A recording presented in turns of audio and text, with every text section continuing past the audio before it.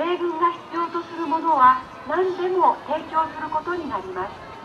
Japanialaiset ovat aikamoisia korsteeneja, sillä täällä yli 70% miehistä ja 30 naisista pajauttelee spajaria säännöllisesti. Luulisi siis tupakkamiehen taivaaksi, mutta eikö mitä.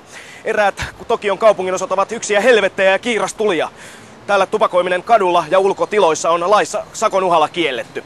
Keubamiehen äässin seivaavat kuitenkin tällaiset smoker style tupakointiasemat, joissa keskitytään siihen olennaiseen. Pidemmittä puheitta lähden nyt imailemaan nikotiinia reseptoroihini. Tauko.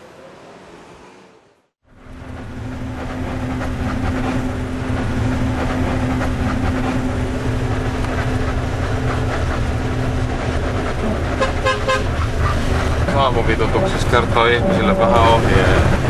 Missään ikinä koskaan kehitysmaassa älkää ottako takapenkkejä dösästä. Varmistakaa, kun ostatte lipun, tukotuksen vaara on olemassa. Tarkistakaa pitkän matkan busseissa aina, että teillä on joku muu kuin takapenkki. Täällä on vittumaista.